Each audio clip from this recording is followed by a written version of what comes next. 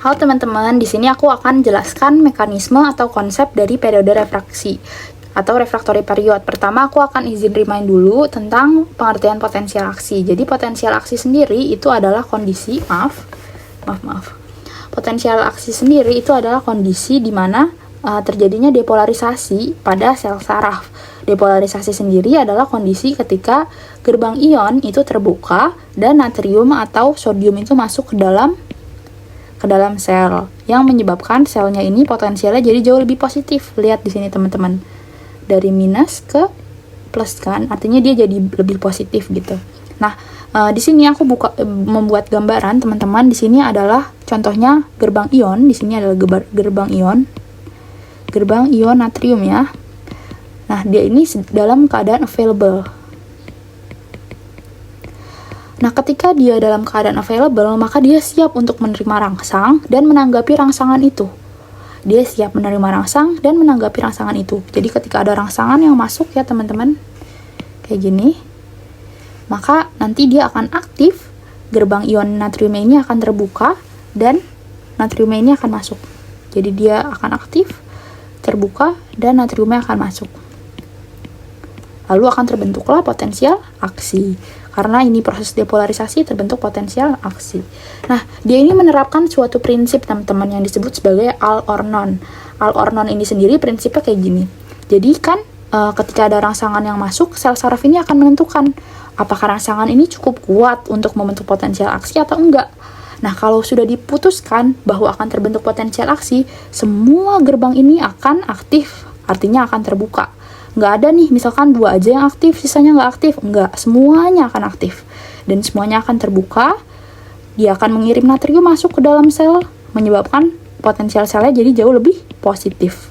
Itu yang terjadi dengan prinsip all or none.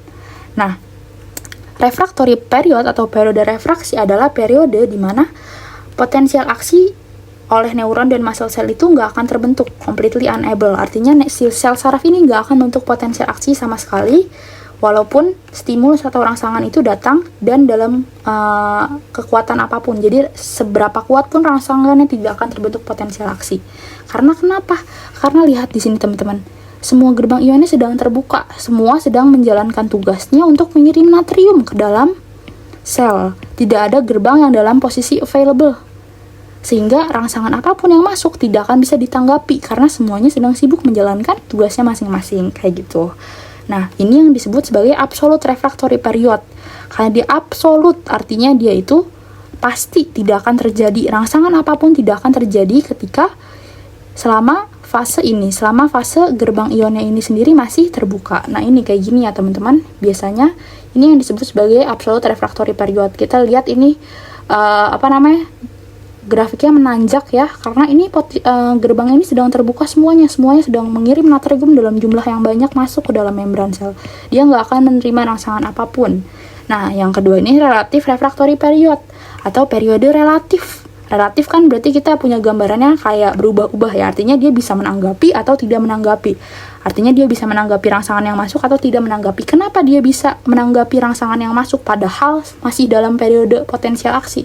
Karena ini teman-teman lihat, ada channel atau gerbang ionnya yang sudah dalam kondisi available. Artinya seperti yang teman-teman tahu kan, kalau misalkan gerbang ion ini punya beberapa waktu ya. Jadi dia ada waktunya nih, misalkan sepersekian detik dia terbuka, kemudian dia tutup lagi, dia berada dalam keadaan available lagi.